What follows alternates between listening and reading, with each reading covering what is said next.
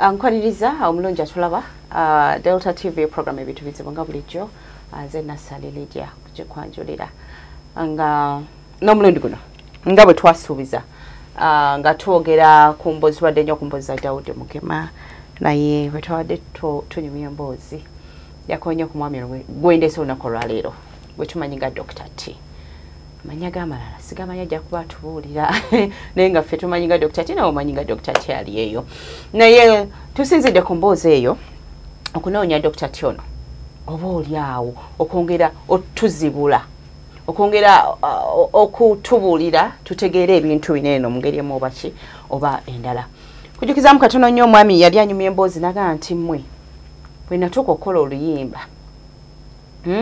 bwe nagenda mu studio waliwo nga embeera eyabeerawo etaategerekeka bulungi naye yasigala agikola ki agyewuunya netwebuuza twandibanga bingi nnyo bwetutamanya ebigenda maaso mu studios ezo abantu bano nga bakola ennyimba z'abantu ddala kiki ekyo kye bayitamu n'ebiringa ebyo awo tugenda okusinziira mwezi yaffe wegenda okuva ate oba oli awo maaso eyo ojja kwongera okutegeera Dr. T yaani biki byakola yabitandika ate amaze mu bbanga ki nakusomozebwa ki kwasanze mu mirimu gye gyakola ki gyakola kale kaseera kano kennyini Dr. T nkwaniriza nnyo ssebo Bana nange science okubeera ku Delta TV. Yes sebo. Ekigambo kigambye bizibu ebintu bizibu singa bo birowooza bibiri.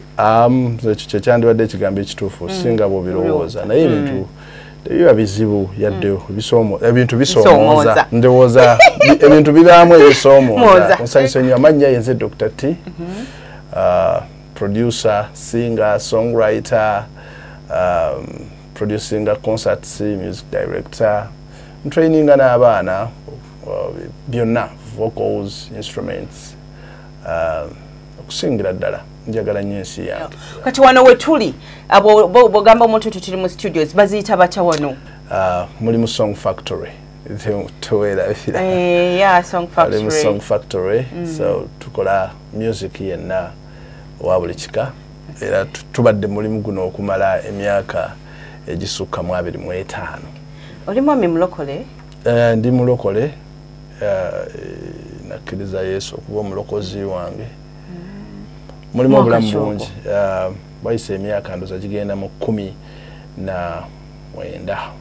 about. Really? Yeah. Hey. Kintu kirungi nnyo ekyo. Yes. Bw'oyimbira zino ennyimba za ddiini ng'oli mulokole? Yeah. Ekyewuunyisa nno ate oyinza okuga nti ate wali mulokole nedda kati ate nali sinnalokoka naye Katonda bw'aba yakuyita okubaako kyakola asobola n'okikukozesa nga tonnakirowoozaako kukifuuka ye n'akikufuula n'akikukozesa kubanga osobola okugamba nti nze siri mukazi olabye abantu bangi nnyo nga beegaana oba siri musajja n'akitinga ng'omukazi oba omukazi n'akitinga ng'omulenzi naye ye ekyokuba omukazi oba omusajja aba yakikutondera ng'okirina so yammanya n'amanya nti ndiba muweereza era nnabbi we. Soka tumye mukana kayimba yegwe anyamba simanyi. Batumongere okutegeera obulungi kwange kayimba kyasinza okunyumya. Okagala nnyo. Nkagala nnyo ng'omuntu n'abalala. Nange nkagala nnyo. Ke kamu ku buyimba bwe nasooka okuyimba actually oluyimba lwe nasooka okuyimba kubanga obulamu bwange bwali butunuulidde nnyo gye nvudde wange kubanga teyali mwangu kuyita mu family okusoma byali bizibuzibu naye okulaba nga Katonda yantuusaako ku ddala nange nennyumyako nembirako ne ku TV kati mu abanda bammwe benneewuunya mutunuulira mutya omuntu afaanananga naye oba mutunuulira ngulumiza Katonda kati bwe natandikira awo nasobola okuyalizinga n'ennyimba akayimba nga kagamba nti singa enjuba esobola yali ase mu nze naguno omwezi negwanjala ebizibu byange gwe nontunula munda amazima nga byonna era biganye nzizaamu amaanyi nzisanga omulwadde nga tonnalabika bwe nkulaba banga gino emiti bwe gisanyukira enkuba yimba nnyo kuyimbisa ojabi nedda sina gosimbisa zijukira ebiro ebyo nga twakatandika mwaka gwa 2002 ndowooza nasinkana omulongo omugenzi kati Katolubwama ng'abantu bagatasobola kuyimba ni mugagwe era ngina kwata ekirowoozo ekyo nkiyimbisa oluyimba nemba kwata n'omukyalo mwera yali mugenzi nabiryo nemba yimbisa oluyimba batwatuze mu studio nga tugenda kukolera nnyimba aba Betty Mpologoma aba Martin Angome the late aba Nathan Bwering and other artists between our Kabuye Semboga and so on. Nga utubulu kuyimba. Njagala ogatteko kuyimba. Ne tukola oluyimba olwo kirabe ebiso. So kisoboka toga ntosobola kuyimba. Bena kola oluyimba olwo gwanyamba. Nenewunya nti abantu bangi balina ebyafaayo nga bogambye nti ebintu bizibu. Balina ebyafaayo bye balowooza nga mbutuufu baagala kwebaza Katonda. Kugamba Mukama nanyamba ne lubeera nga nsinze nzekka yebaza Katonda wabula n'abantu abala bangi nnyo baali baagala okwebaza Katonda gy'abajje. Naawe manyi oyina wotuuka ekisano ga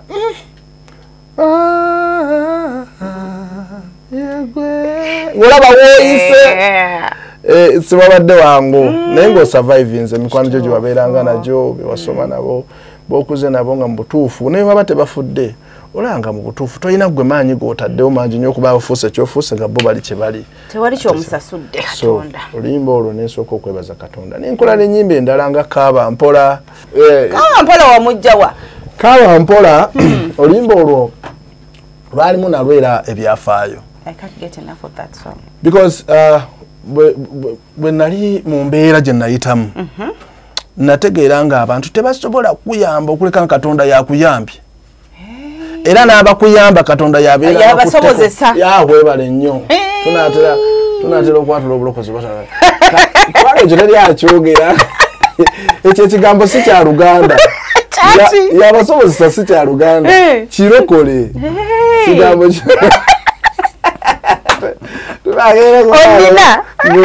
ng'oyogera bulungi segedde so kale no bwe nalowooza ku luyimba olwo nendowooza ku byempiseemu onsonyi okukuba mugongo njagadde nnyo nendowooza ku byempiseemu neŋŋamba naye manyi kambeeko message ensendika eri abantu mbagambye nti kyoyagala okukola kyeweetamiddwa weetamiddwa lw'abantu abakuyiye naye bakuyiye kubanga tewategeera nti teweetaaga bantu weetaaga Katonda. Katonda bw'aba naawe abantu yabakwatako ne basobola okuyamba. Omanyi naliko nga ndi ku nnyonyi omusajja bamuyita Abe Mukiibi mukwano gwange oyo Abe Mukiibi neewuunya Katonda bw'aba ayagala okubaako kyakukozesa. Nali ku nnyonyi nga ngenda London nzirayo by then nali mbeera Europe nasibeera mu Africa ngenda okusanga billboard ku kisaawe nga sebe kuliko Abe Mukiibi nge akasajja kali eno Nina Katonda asobola okusitula gwe. I think the movie was about the last man of Scotland, something like that. So I was so happy. Ninga nti tufunyeyo nafu wakabi azeno. Era one day nali ndowooza ndi naye ne mubuuza nze yabe chichi wachitu cha movie kino tokitwala maaso. Maybe ayina ensonga ze. So kikyegeza kugamba Katonda asobola okusitula nakusanga mu Uganda mwoli n'osibira Hollywood. Twina banakana bana bazanya Queen of Katwe. Olugero boogera kero kati nze nakulira Katwe. Nze ndi mwana we Katwe. Ebyo nabyo nayitamu tujja kubyogerako maasawo. Kubanga Katonda bw'atakuyamba nziramu tosobola kuva Katwe nga tofuuse kintu kitategeereka. Wabeerako sayidi eyo. Kalipa zeno echi embeera mweni sijikuba balala zibula mayumba kino kyetuliko kikambwe bokabira ng'olaja n'ennaku bye baliko birala Kaaba Mpola ng'oli mu kisenge kyo. Akayimba ako mbadde nkugamba nti bw'osigala ng'okyesibye ku bantu basobola okufuukira okulemererwa.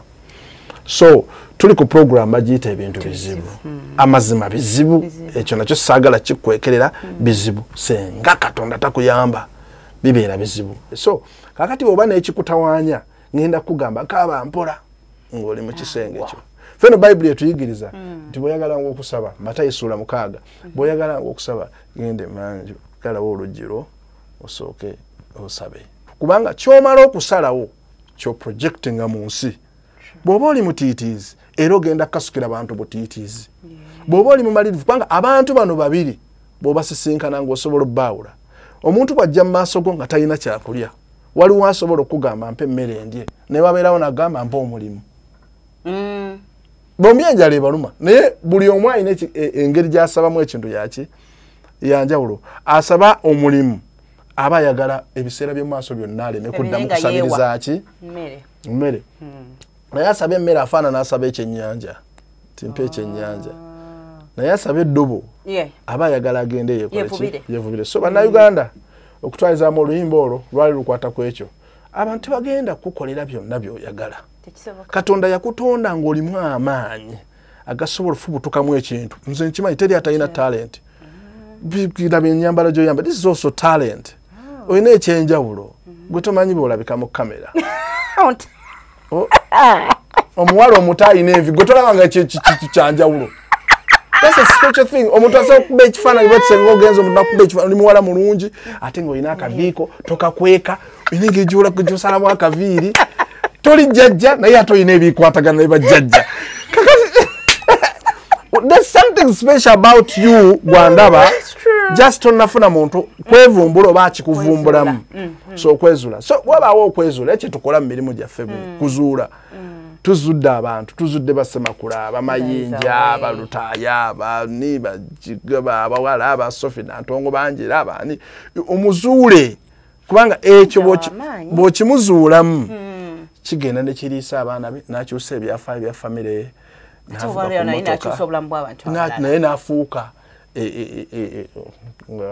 ayamba ate abalala so nze nondowooza nti tosooka kukaaba nga bakujije nga tebakuwagira. Waliwo kubanga ensi eyina ebintu bibiri. Bw'oba toyina toli mu nsi kugula oteekeddwa okuba nga olina ky'otunda. Bw'oba toyina ky'owaayo oteekeddwa okuba nga oreceiving kye bagaba. It's a two-way traffic. Bitambula bibiri. Oteekeddwa okubaako position gy'oyimirira buli lunaku bw'ozuukuka zuuka ng'ogamba ngenda mu kibuga aba ngenda mu kiki ngenda kuwaayo oba ngenda kugula. Oteekeddwa okuba n'ekigula oba nga gwe olina ky'otunda. Either service or talent or any kintu kyonna. So kati n'ennyimba akayimba ako bakayita kaaba mpola. So abantu bambi era nenkizuula nga bangi be bayiye nga balowooza bw'alitandika obulamu muganda bw'ali muyamba mikwano gye giri mubeereramu ne gitamuyirawo mubiri ekanga ng'ali yekka mu bbanga naye nkugamba tewali wekka era nina omusajja namusanga eyo Bungereza nangamba gwe tomanyi kye wankolera n'akwata pawundi n'agamba nti kyate kye nakola simumanyi musanze mudugamu naye ayogera Oluganda Captain Lane eyo nangamba wayimba oluyimba kaaba mpola nze ebyange byali bidda nyina omulala namusanga Uganda wano nantwala eggaba nangulira emmere nali ngenze eggaba n'abasumba bannanga abalala tugenze okulya kati nenningira ku tebo nagamba yoyo n'asituka bambi ng'atidde n'okutya najja ku tebo yaffe naga sebo yegwe Dr. T nasikana kati bw'aba yegwe byonna bye mwagala okulya bali nali n'abantu basatu ne musumba Daudi oyo n'abantu abalala baba we mwagala kyonna konze lwaki nti wayimba oluyimba olwo kaaba mpola nga muganda wange anjiye noonya ekyokukola sikiraba naye nempulira oluyimba olwo ku rediyo nansongera ne ku mmotoka gy'avuga nti obulamu bwaterera kasita nategeera nti amaanyi galina kuva mu nze nina okuba nga nina kyempa ensi esobola okubaako kyempa so kati kugamba nti lugenze lukolera abantu n'abantu abalala ab'enjawulo nyinza okuba sibasinkanye kumpa testimony ku cherubakoledde, but I know when I sing it, when luyimba ugenda okulaba ambi abantu nga basanyuka agamba ntegedde amazima. So that's the song. N'endala nyingi ze twajja nga tukola. So kwe kutegeera nti waliwo obusobozi obuli mu ggwe. Ate era nga bw'oziyimba wana abalala bwe baziyimba bwezito bwezikyusiza obulamu bw'abantu. Yes. So abantu waliwo ebintu ebikolebwa batyo balambuuza nnyo ti kino kye wayimba wakijja ku ki? Abantu beeyimbako bo nga bo oba ne bayimba ku bulamu bw'abantu abalala kusinza stories ze babeera bakoze ki ze babeera bawulidde. Si byangu nga bw'oyinza okubirowooza gwali eyo naye ate bw'owulirako ku ndowooza z'abantu abalala bw'oliawo ofuna essuubi kibi nnyo okugwa mu essuubi naffe tetuli bulungi nnyo nga mukola ki omukirowooza naye bwe tufuna betwogerako nabo oba oliawo embeera egenda ekyukakola ki ekyukampola ku kyoyogera nsisinkana abantu ennaku zino saagala kubalimba because nze simanyi bintu byakwesudia byakwewaana naki and so on nkimanyi nti obulamu ffe nga ba artist tusobola okulaga kirala mwina bimulaba mu video ng'oli akoze n'ateekamu emmotoka eyakabi n'engoye ezimu ezakabi ninga mu new life tabirina. So just kubanga ffe ba artist tuliwo kubateekerawo nti obulamu kisoboka, you can be like this. Tuli what do you call it, role models. Something to follow. Wetaaga kyogoberera ekikulaga nti bisoboka. Yes, but eventually oluso muntu amalizanga jemo obulamu ati nganze begambye nti so bikola ate anomalizanga ne moto kojiguze out of that. So it's a service that we give, hope. That you give to people nwagamba ko tuwadde suubi nga oligwe gambye yampa pound ya 5. So kati oyo omuntu namusanga na ku street, but what about a concert? Ngotese concert, they come and support you and you end up nga believe obadde olaga mu video nawe osobodde bifuna mu bulamu bwa bulijjo. Niyo tulina bannaffe nga tebabilina nga projectingira nti amakabwe gati agebbeeyi wano wembeera naye nga takirina wabula kitugezaako okukola kwekuwa omuntu essuubi. So mbadde ganti osanga abantu ga kana kugamba nina wentunda wange mpaayo njagala $5,000,000 igwe manyozi lina nga sizirina. Okay, nyizo kwanzirina but mwa mukasera mwansanze nga sizirinaawo nyizo kwa sizirina naye yamanyi nti kati engeri gy'oli nga bakuyita Dr. T kino kubanga kigoberera sente ekiddako kibeera ki sente which is sometimes sibo chiri usinkandi bwana esibe kana abagaga balaba enjawulo be bamanyi era abagala okunguza takabayitirivu babaloza mukasera set obera ku TV oyo ke mufuna yabera ku TV bwana sali nina kizibu percent pole $5,000,000 awo kamanyi tugwe 5 zibeera awo ku akiba bannange tuba n'ensonga zaffe ebintu sibi yangu kusagana tekisoboka. So katino tulugabe essuubi tugabe essuubi bonsanze nga nkirina era nkikuwa saze setuma kyesiri saagala nvuga emmotoka ya $1,000,000 kati ndi muzadde ndina abaana waliwo obulamu obwaddala nga sibya TV wano gye tuliko kati tuli ku bulamu obwaddala omuntu sibyakwewunza boda yewaka tusisinkana bills ezimu wetaaga okuweerera abaana wetaaga okuzimba kayumba wetaaga okufuna ebyetaago nga tubirina. So kakati oluusi oyinza okulowooza nti oyo superhuman engeri gyali ku TV nasali naye yalazimukuba abaana ne babagoba ku ssomero n'alwana ng'obulamu obwa bulijjo kiringa abasumba era n'omusumba osobola omusanga ng'asumba ate abantu abamusinga ssente naye ye kyagaba abagabira essuubi eventually olw'okuwaayo kwammwe n'okuwagira omulimu naye ne mumuteeka mu mbeera emusobozesa okubanga byayogerako kati ey'obuvunaanyizibwa nsonga wano mu studio mwe tuli twazze wano omwami Mugema mulwadde Mugema omanya akayimba kakamuleeta akanyumirenya abantu my boy Katonda w'abanaku go simanyi zaali studio zino oba zino mpya ngera Song Factory twali tukyali wali Mengo and so on otyo nga Katonda w'abanaku ajja mu studio kyali kitya obijjukira ebyo just kukola bukozi but he was a boy ali very ambitious ayagala okufuuka ate njagala nnyo n'okukola n'abantu abagala okufuuka nasibya kukaka nga ne bw'aba tamanyi naye ng'ayagala yes naku ezo twali tuyiga ekitegeera nti okwagala engeri gy'oyagalamu ekintu koko nyine kufubutukamu amaanyi kati okulemerako ne kufubutukamu enkola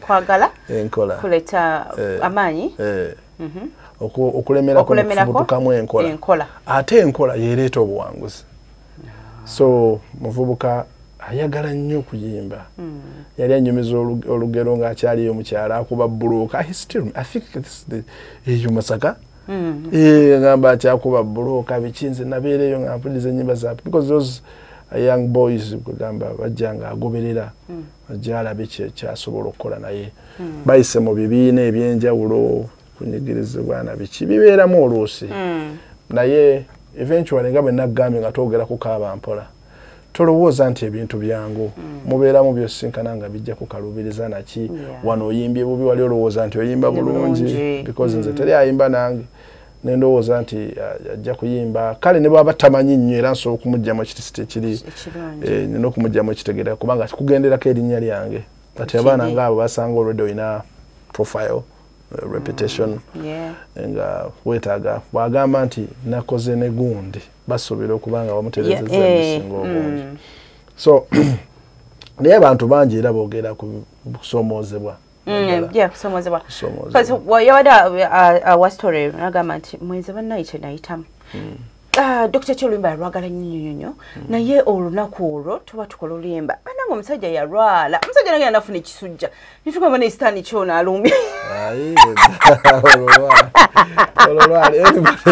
anybody can get sick tugamba I don't sijjukira kujjukira badalwala naye walwala nnyo nova ne mustudio nogenda mu ddwaliro I don't know but naye omuntu yenna asobola okulwala and so on naye eventually ndowooza oluyimba lwavaayo tusobola okubeera wano nga omanyi omubiri tebagufuga nnyo kiri awo simanyi naye sikyajjukira nenyinza okuba nafunamu oba natwala sijjukira kati yenga olwokuba yali yakajjamu ate ali mu maaso gange okulwala kwange kulayikakwa kati kyewuunyisa kyokuba kyewuunyisa buli kyolowooza era kikufuukira kyolowooza uliza kino buli kyowa amaanyi n'obuddebo kikuwa amaanyi gaakyo kati yali ali mu studio ate y'omusumba ate eddogo naye terina wetalumba mwana ttu baba yakirowooza bw'atyo yadde si kituufu naye nze njogedde ku bulamu omuntu asookuba n'omubiri ne gulwala but you know simanyi ye bw'atambuza mu bulamu bwe obwa bulijjo nga bagambye nti bwe tuva mu studio ne tumala mu bino by'ekicelebrity abantu balina obulamu bwabwe obwa bulijjo tosobola kugamba nti mulokole oba musiraamu nnyo ayinza okuba nga alina ebirowoozo bye nga bitya eddogo naye bali abadde eddogo oba waliwo atanjagaliza anti byebyo ebigambo ebyali mukaaba mpola waliwo atakwagaliza kumbe nedda gwe oba oyongeramu amaanyi Katonda yakwagaliza naye otekedde okukala ki okwongeramu amaanyi osobola okuwangula so naye tomusabira my boy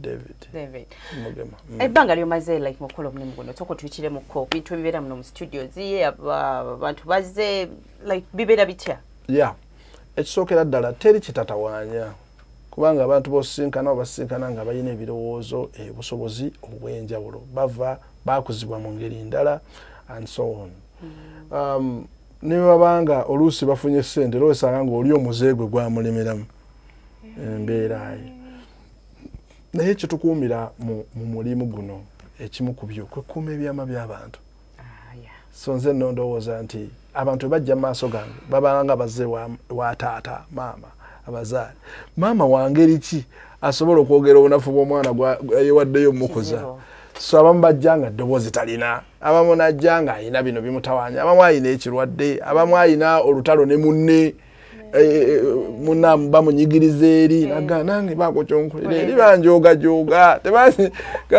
gundi andoga bamu basabira busabizi wano mu studio nga kale tusoke tusabe tweyongeleyo nakeddo ogenda okola kintu akimubye agudde eri Really? Yes, bibeeramu wano mubeeramu deliverance. Studio session yange ebeeramu deliverance, ebeeramu counseling, wegamba ebeeramu ebintu ebyenjawulo. N'abantu abamu bambi obulamu bwabwe musanyuka nga bafuuse ekintu ekirala lwa nsonga baawuliriza ebigambo ebyaddala ng'amaze oyimba oluyimba lwe naye n'obulamu bwo obwa bulijjo.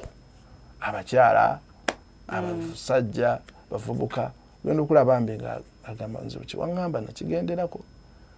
Sediaka ogenda okulanga atambula bulungi era abasinze okubeerawo nga tebagwa nga tebava ku mulembe beba abawuliriza ebigambo eby'ensonga ebyaddala nga tali ku stage nemugamba nti ebintu bibeera bwe biti.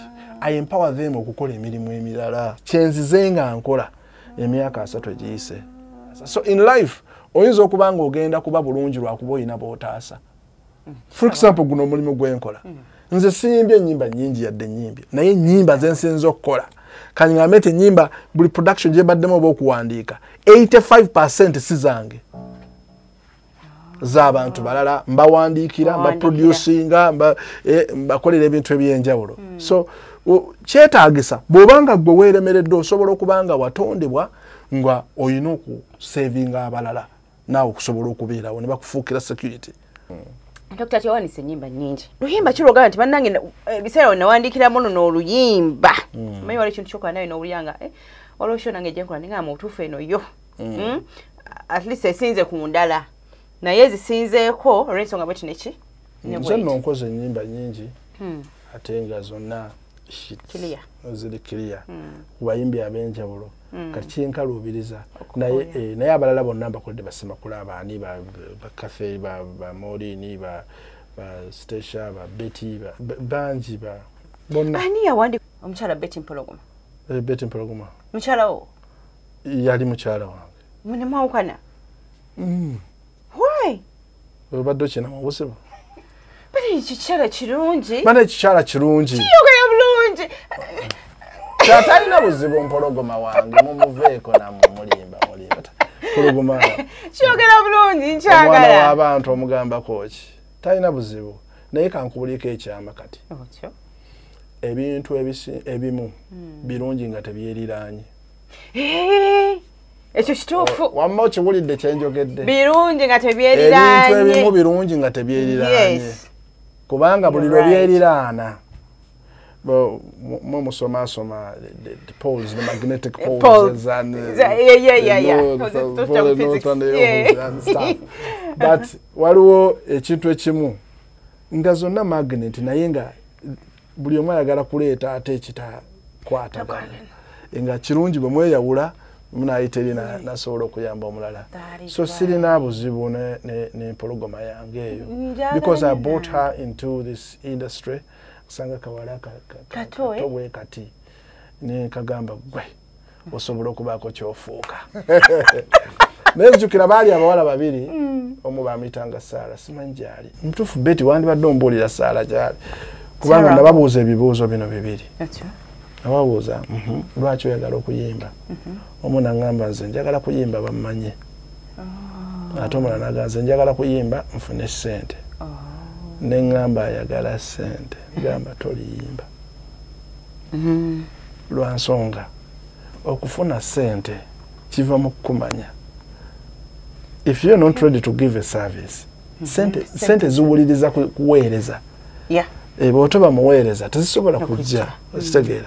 Era byamutugenda okwevuunula nga ono era byayiseemu kusobola okuba nga ayimba. So obulamu ne bujja bwe butyo. Nafuuka omuntu ow'enjawulo. Bwe ngamba muto njogera ku mwala w'emyaka 22. Gyali giweze. Nga mukulu ddala. Oba 23 ndowooza. Nga mukulu naye nga muwala muntu mulamu nnyo. Baana bantu balamu bambi bonna. Bantu balamu nnyo. Famire ennungi nnyo okuleka ebirala nga bwe gambye nti abantu abamu balungi nga buli omu ayimiridde wayimiridde and so on. Kati gwe wawanika n'oluyimba teri police yeah tewali police nonya nolala so no just no ngezima lero singo kunyumira yego walwanika nyabo that was so nice ani musajja yali ayimba yiri double actually dali njagala kuyimbisa omugezi Martin Agume naye yali taliwo bandi yali efunye obuzuzu ngane yaziwala kati waliwo mu bulenzi mulago twayimbisa bamuyita ibambi ate naye yafa ali yafa bamuyita ali naye yafa bambi that boy naye nafa nene zamayimba babiri nzinyuma ife tuli bakuzanya ife tuli batabu tulina akapya bakayita ndikulunya ndikulunya kati olungi baba ewe tomuyiza kwekyawa ate nga twekyayira ki nze gambye ko nina mukyawa temusobola oba aliruddawo ndoza kusakwatagana bwe muti akati nekyabeerawo mama wa muzaala yaga nti muyadde mwekyanga ddanga tukyali bafu kuba twayokana dda emyaka nga 2 ngadde mwekyekyanga nze kati gwe nkufudde mwana wange wa 10 era nze last born mu family era nze nzira ku balongo abalongo badda ku balongo bamuyita batya kiza kivupi byonna nefuuka mwana wa 13 so it's my family now era buli kye baagala nze nsobola kibakolera naye nga kugamba oluganda olw'omukaana ogutafa era kyansumbuwa nnyo like to be real kyansumbuwa nnyo kyasumbuwa nnyo abakazi nga balowooza abakale kangambe ku mukazi gwe nakimusumbwa okamala bwoba n'omukazi kimusumbwa ng'alowooza nti Betty Mpologoma akyali mukazi wo ate okitegeera ate balaba muyimba and so on nga n'obabuzaabuza naye era n'abakazi abakibasumbwaga kati yoba wooli temusobola kwekyala Dr. Kinze nkubuulira and so on yes but tuli bakyali bulungi nnyo ate mwagaliza ebulamu bulungi omulabi ng'ajja paka n'omugenzi Katolo Bwamwoyo tuteekawo ekintu ekyenjawulo bannaye kisoboka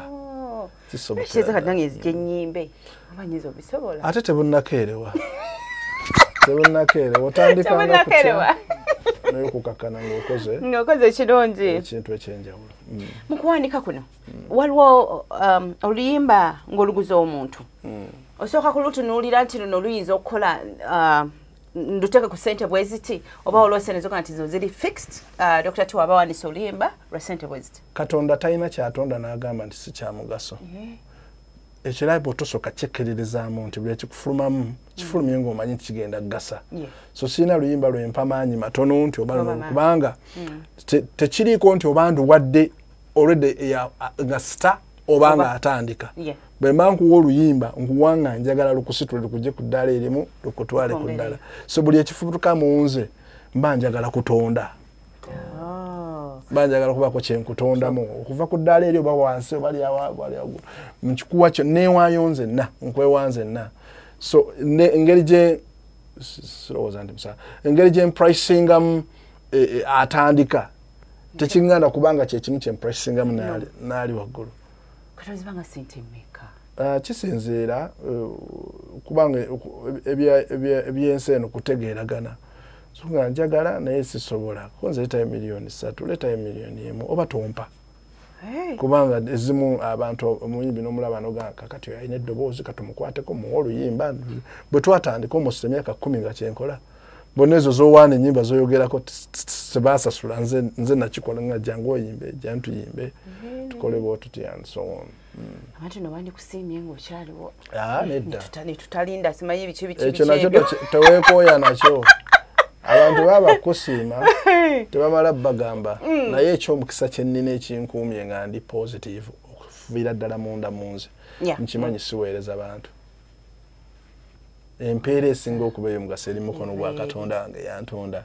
bwanjagaliza ekirungi abajja kimpa gwe ne bwoba tonsiimye kyenva sirekaayo kukuwa ne bwoba wanyiizizza jjo nziramu n'enkuwa kyekimu kubanga si gwe boosi wange oli nze nkolera oli obeera okulaba nga kkubidde paasi endala omutima ntegujja kuluma tegujja kuluma gwe kasita okitegeera nti omusajja gw'olina oli just steward omukuumirako Katonda tebijja kulumya mutwe oba tagulidde kiteeteeyi gwe tendereza katonda linda ogenda okulaba ya mukwata kanti naga abali mu kibuga enjira akomyo ne bitete katonda abakikoze mu butuufu. So kinyamba okubeera nga ndi nsigala obwongo bwange bulamu era nga ndi open noterumya n'omulindirira yakole. Yes kubanga n'okutandika nze simanyi bwe byatandika kituufu kufiira ddala ku ntandikwa simanyi bwe nafuuka bino kati wabanga yanyamba nantuusa wano lwaki nnemera ku muntu weetaaga omuntu omu akusiime ate nga waliyo abantu biliyoni endala 7 zo zikwagala lwaki ofafaagala n'abantu abasatu bafe kugenda ensi katonda agikuwadde so abantu bagambire ddala nti ebintu bizibu naye nga toyina katonda bwe bintu bizibu weetaaga katonda okuyamba kondoza ye statement etuufu ebintu bizibu weetaaga katonda okuyambako akuletera emikwano egigasa akuletera amagezi ebirowoozo ebirungi ku bulamu bwo kubanga ndisinkanya abantu abamu eyo mu kanisa ewaffe nga oluusi ayagala kwetta ebintu bimusobedde tulina abaana abamu ogenda okulaba nga ayagala kwejjawo olw'okuba omuwala yamukyaye nga ye alaba oba omusajja yamukyaye alaba yenkomerero y'obulamu oba abazadde bamurijectinga oba kitaawe yamwegaana nsisinkanye cases ez'enjawulo. So ogambye wabeerako ebungereza lwaki wavaayo? No buganga bwe nkugambye kati ngenda kikuteerako luli njogedde ku bantu human beings and the geographical way of life. Osobola okubanga abalala we bafunira we babeera successful ate kusiwulina okubeera successful. Yes nga gwe amaanyi go gali Masaka ne bwesiba ku Kampala n'akunywa nga tusiwojja okubeera ate tulina abatwesibyeko ne Uganda nga amaanyi gaabwe gali mu America naye bwe nabeera ebungereza Sweden eyo n'enkizuula nga neetaaga okudda naye kyasingira ddala okunkomyawo wano calling ya Katonda kiseera kyange kyali kiweddeko ekyokubeera nga siweereza so nenkomawo kutandika okuweereza ddala Katonda fuule kyekyankomyawo mu Africa era yali komandi ye was that time when my pastor Professor Simeon Kayuwa yanoonya okumala emyezi nga 3 angamba akaseera ko kaweddeko by then nali nfuna birooto olesebwa bikyoyimidde mu bantu osaba nabo basabira and so on naye nga mbidduka ebintu ekwanze saagalira ddala bintu byakubeera mu kanisa kugamba obuvunaanyizibwa obwo obw'okubanga because it's so kizitowa okubeera nga okulemberamu omuntu mu bulamu bwo obw'omwoyo abanga ekintu ekyo kizibu osobola okukulembera ebirala financial ngena muyigiza economics biki ebya ssente naye eky'omwoyo kiri so sensitive kubanga nze kimanya abantu bajja n'ebizibu byatasobola nakugamba bamaama baabwe mu kanisa so nanga budde buweddeko so I had to come back here okutandika okuweereza fule nansabira nanjuwako amafuta nentandika okuweereza era kati kyekimu ku byenkola ekyali kikulembera kati kino kidde eno kino kikulembera so obuweereza bulina muŋŋoona kama tuwadde omukisa tubeeramu ebyo nebino ebya studio ne music biyimba na biki era abeebuuza nti lwaki tabadde takyayimba mbadde ndi mu bintu ebyo lwaki takyafulumya nnyimba mpya mbadde ndi mu kunywezebwa mu mulimu guli ogw'olubeerera ogw'okuweereza Katonda naye kati mpulira nga ebisinga obungi nywezeddwa okusobola okubikola kati ngenda fulumya album next month ngenda fulumya album natandika okufulumya ennyimba luyimba ku luyimba because ennaku zino album tosobola gifulumya mulundi gumu kati ngenda kutandika okufulumya luyimba ku luyimba so April ngenda kubanga nfulumya music. So abantu bakulindire. Yeah, of course tugenda kuddamu mu kintu nnyo n'amaanyi. Beti mwali omu. Yeah, beti already tubali tukola music y'omu omupya. Actually mbadde nkola naye ennyimba empya. Nga fast twalukola naye. Fast yeah. Yes, twakoze Ndikulunya and so on. Ezo ennyimba ez'emikolo na biki tubadde tuzikola. Kati naye nga nze omuntu mbadde sinnaddamu kufulumya like ennyimba tuziteekako amaanyi. So ngenda kubanga nkikola. Nalabye tali police bamuzeemu nani? Chameleon. Ne Chameleon, yeah. Chameleon yagamba baddemu olima nga it's okay. Be ekintu. Okuba ekintu. Which is so okay. Omanyi bwe bakwataganya ate ne bafuna vibe endala. And so on. So nensanyuka. Because ekintu kye wawandiika emyaka 18 mabega. Sina kumanya. Tunajja kati Chameleon nange tubeko kiteekamu. But ba mukwano nnyo ne Betty. Ba mukwano nnyo Chameleon ne Betty. So tekyewuunyisa basobodde okubaako kye bakola yeera. Nga bw'oli mu mulimu guno eno nga bwe tugambye nti tewali muntu atasobola kuyimba. Baana bangi bajja bapya, you know. Waliwo abantu nga talina kwagamba ekintu akiyingira naye tafunye okumala. Mulimba luno ngenda dukolera wa gye banange biki. Simanyi oba abalala they get time okubanga wanze ne nyimba zempya ddala nga nendewuunya ne ngamba balutadde batya. Eyalukoze yaluwuliriza mu butuufu nga terunyumye namu nga wadde sibitegeera nnyo. Ensi egenda ekyuka. Nabadde ku was it social media ku net. Nendaba bayizaayo ne ka AI simanyi okwata ne kakuwandikira oluyimba n'oyimbisa omuntu omulala kati abavubuka abataba babimanyi abawala abo babimanyi n'okwata eddoboozi lyono n'olituuza mu luyimba lwa gundi and so nawulyako babikayana ne Alien Skin simanyi n'omuvubuka omulala sinategeera bakakola naye ndowooza nja kinoonyerezaako nakyo nkirabe. Why? Ensi gy'ekoma ogenda mu maaso efuula ebintu okuba simple. Simplicity is okay, but ebintu biina basics zotosobola kuvaako. Yadde oyagala nnyo okubeera owakabi oyagala nnyo obwangu naye waliwo basics zotosobola kuvaako. Naddala ng'onoonya ekintu nga service ogiwa bantu.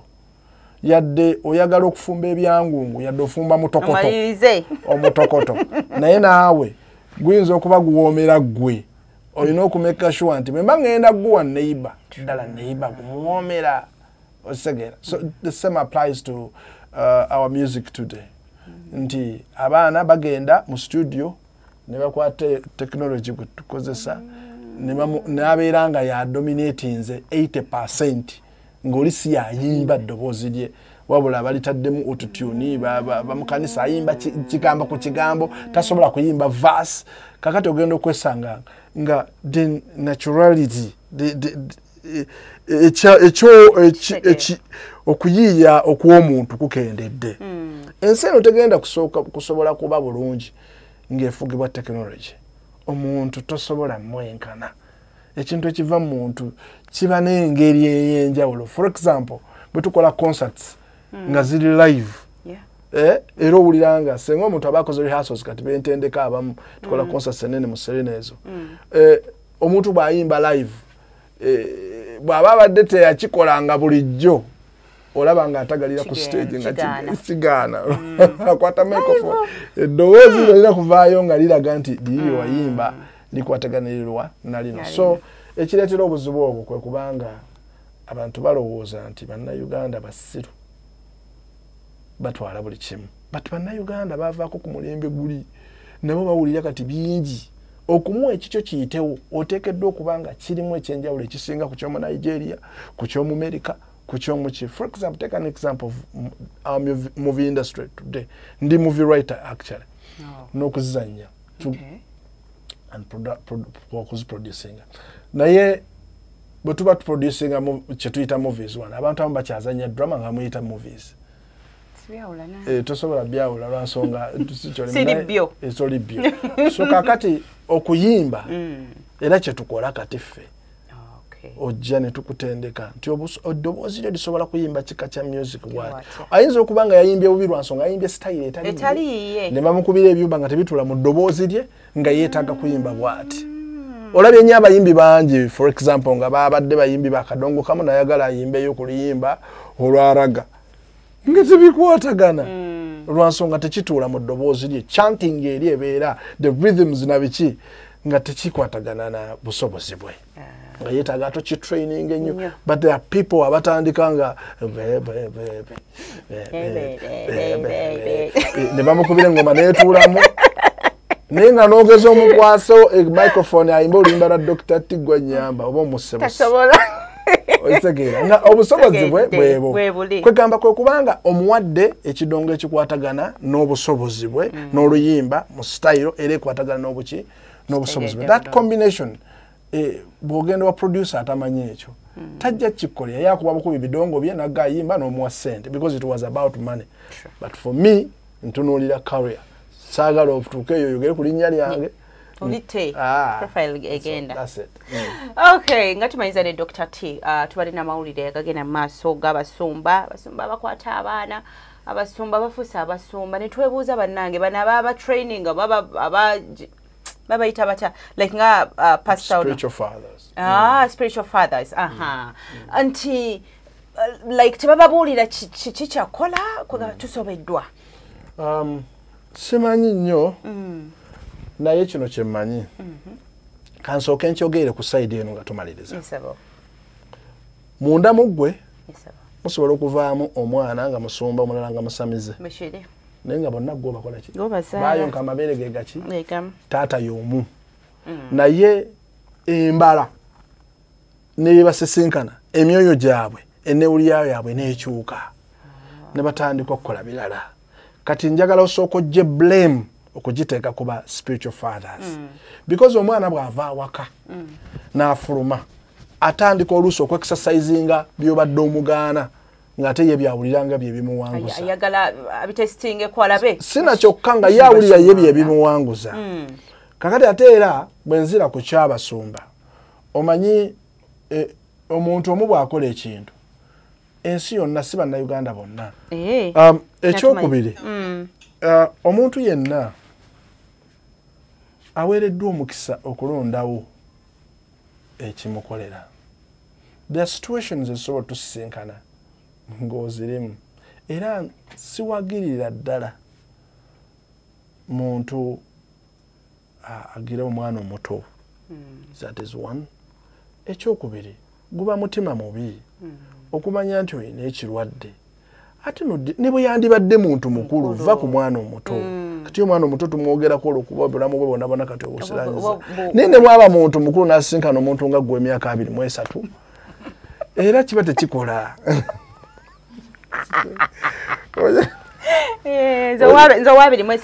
yangazalo kiba tekikola okitegeera so kulwanirira nsi yo kulwanirira abantu baakicale baleme kubeera nga osaasaanya ki ebintu ebifaanagana so siwagirira ddala muntu akoze kintu bwe kityo naye ba spiritual fathers ate tusobola kubasalira musango abaana mu bafuluma yakola omulimu ogusooka n'ayimirira so nze nno ndowooza weeyongere gw'abadde mu kkanisa eyo okutegeera nti ebintu byonna tebitambulira ku musumba oyo bitambulira ku Yesu gwe yakulaga era ekkanisa yonna etokusongera ku Yesu eba sikkanisa eyo kubanga omusumba amaliriza ebyo ne biggwa atasobola okukola ensobi ng'omuntu naye tekikujja mu bulokole naawe abadde eyo ate njagala kukulabula teweeyingiza mu byakusalira misango tebikwatako okuleka nga tosoma bayibuli okay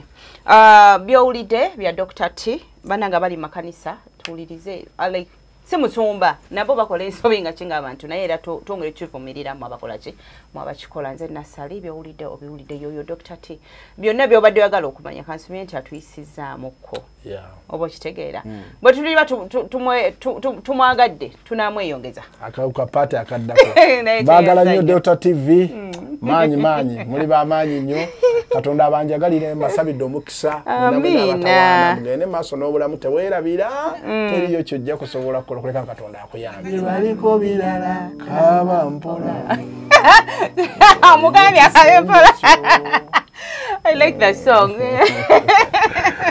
Nasari, the woman, younger girl. Wenvi. Kalimba gala jibananga.